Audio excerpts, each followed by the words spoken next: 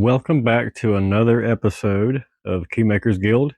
Today, I want to cover a very controversial topic, and that is brake cues. Which one is better, a heavier cue or a lighter cue? Well, the simple answer is it depends. Now, I know that's a pretty broad spectrum, but in general, what happens is you would want a lighter cue to brake with. Half the time I hear people say a lighter cue is better. Half the time I hear people say that a heavier cue works best for me. And there's a reason behind that. Because each person that gave their specific answer is probably telling the truth. It's a little more complicated than, do I need a lighter cue or do I need a heavier cue? Which one's better? There's a couple things you have to take into consideration. One is a lighter cue, you can get up to speed faster. What I mean by that, let's think outside the box and put it in a different example. If I gave you a feather in your hand and I told you to swing your arm forward as fast as you can, and then it was clocked with a speedometer, and then I gave you a brick and put that in your hand and told you to swing your arm forward as fast as you can. Well, which one do you think is going to have the top speed at the end of your swing? It's going to be the one where you were holding the feather. Okay. Now, in principle, it sounds like an easy answer. Okay, great. I need a lighter cue so I can get the most speed out of my stroke. Yes, that's true.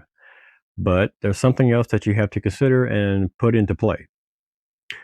One is, what is your personal power level? Also, how much or how fast can you swing your arm? And to answer that question, you got to dig a little deeper into that.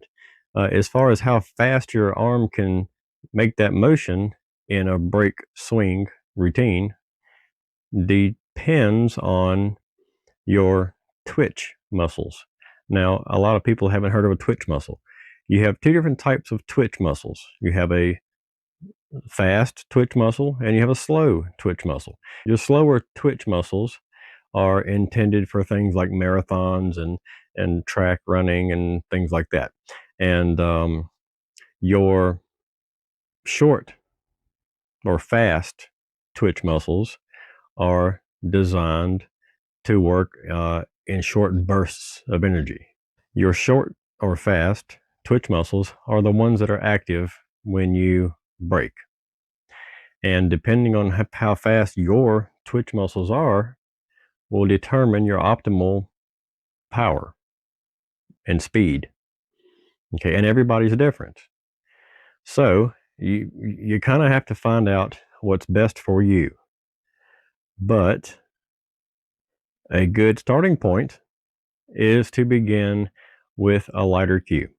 Okay, always start with the lightest cue you can. And then you can download an app, and this really helps you out too. Now, I don't advocate Predator products.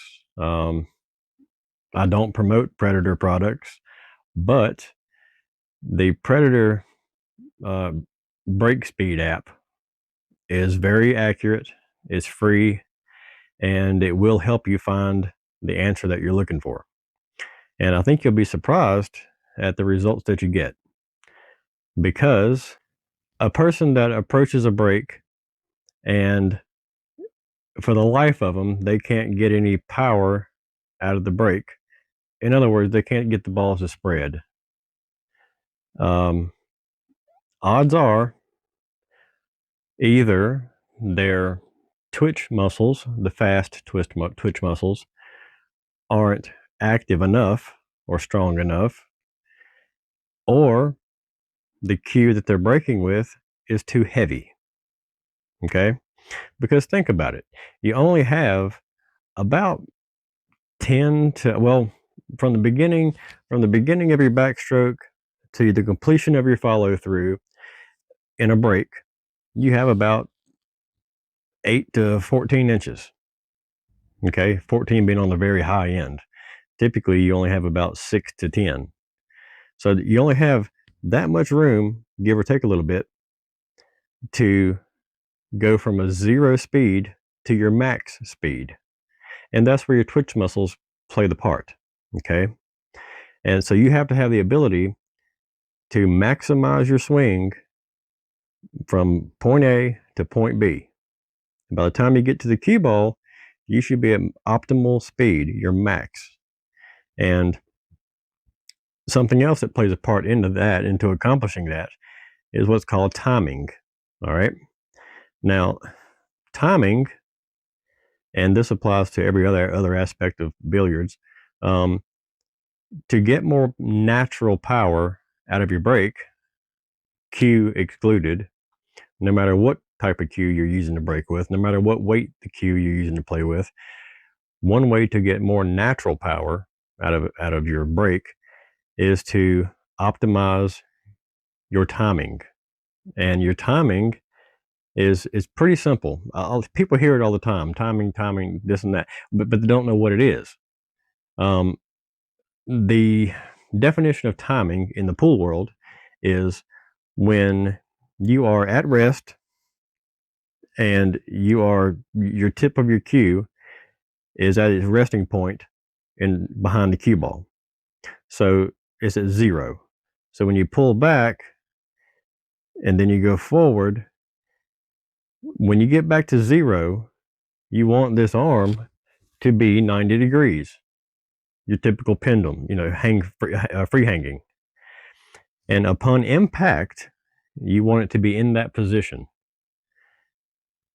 So when you draw back and you make contact, at that point of contact, you want to be in a free hanging position. You don't want to be pushed forward, and you don't want to be with your arm back at the point of impact. Because if your arm is back at the point of impact, you haven't had time to build up your speed yet. If your arm is forward at impact, you're already on the deceleration side of it. So to get the prime power and potential that you have at the point of impact, you want it to be 90 degrees and touching the object ball. That is going to give you the most speed and power for what you personally can offer. Then once you've developed that, then you can start looking into, is heavier or lighter better for me? Because if your break speed, and you won't know what that is until you measure it, and again, you can use that Predator app to measure those speeds, but until you know what your baseline break speed is, you won't know where to begin as far as adjusting it and critiquing it.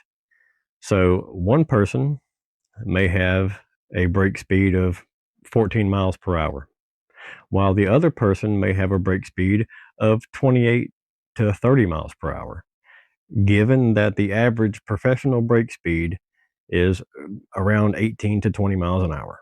Okay. Now, if your break speed is naturally lower, say in the 14, 15, 16 area miles per hour, then you would want a little bit heavier cue.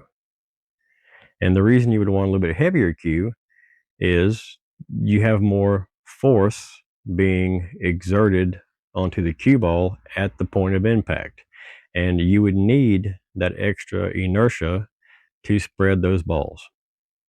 Now, if you have a break speed of 25 to 30 miles per hour, which is very rare, by the way, then you want to get a lighter break cue, okay? Because a heavier break cue is going to damper you or hinder you from getting to that potential that you can get to. Now, me personally, I have an average break speed of 22 miles per hour, which is well in the acceptable range. I use a very light break cue. Actually, my break cue is 14.2 ounces, and that gives me the ability to get it to optimal speed at the point of impact. If I used a heavier brake cue, then it would be hindering me, it'd be slowing me down. I couldn't get it to speed in time. So it's not a simple answer. But given the information that I've given you tonight, it should help you to reach that decision to what best fits you, in your need. Because again, there is no clean cut, definitive answer. Lighter's better, heavier's better. It's not as simple as that. You have to factor in the things that I mentioned earlier that are never talked about, like your twitch muscles and um, how much power you can produce as a person, things like that. They all play a part. And that's something that you will have to take into consideration when trying to find your optimal brake speed. Something else about the brake speed is controlling it. Okay. When you, if you take, here's a good drill for learning how to control your brake speed with power overall. If you just say you put a one ball on the head spot, no more in the rack, you just have a one ball on the head spot and you're going to brake. Well, when you hit that one ball, I want you to use a half of tip of bottom English. So when you make contact from the cue ball to the object ball, your goal is to have the cue ball stop dead in its tracks, not roll forward, not come back, and not go left and right. You want it to stop dead in its tracks after contacting the one ball. Again, this is on the head spot, pretending that you're braking. Now, once you can do that religiously and consecutively, then I want you to speed it up some and do that until you accurately do it, and then speed it up again. Do it again, and then speed it up again until you find the point where you can no longer control the ball. Once the ball starts to squirt left or right, or draw back or roll forward, you have reached your maximum braking potential at the moment. But that isn't where you stop. You back it up one step to where you were able to control it. And that is your maximum brake speed and power for you at that time. Now, as time moves on and you get more and more used to consciously knowing this fact, you can revisit that drill and you'll find that odds are in a couple of weeks, a month, you can go back and revisit the same drill, and you'll probably find that you can go a little faster next time and still control the ball, because you have two factors to deal with. One is controlling the cue ball, and then two is producing the power. So if on one hand you can produce a 50-mile-an-hour brake shot, but you can't control it, then it doesn't do you much good. Okay? So number one is to find your personal brake speed by performing the drill that I just told you about. Then number two is slowly amping up from a lighter cue to a heavier cue, and figure out with the app, the Predator brake app, which one is going to provide the most speed for you, because speed equals power and it's going to help spread the balls. So at the end of the day, that's what you're looking for: cue ball control and then optimal speed with retaining cue ball control.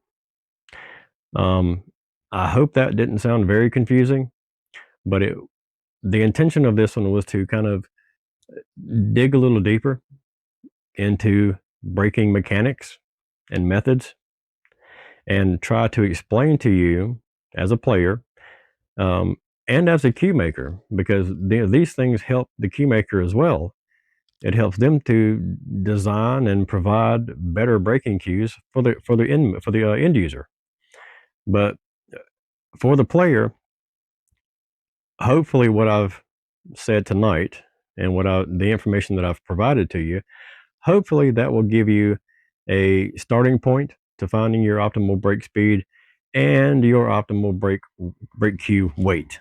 But I think that overall you're going to find that what you're currently using and what you think is your perfect brake cue, while it may feel good in your hands, is not the cue you really need. More than likely, it's going to be a little bit lighter than what you currently use. More than likely. In some cases, rare cases, that's not the case. Sometimes you do utilize a heavier cue. But again, that's to the person that doesn't have very fast twitch muscles and someone that can't produce that much power in this much distance.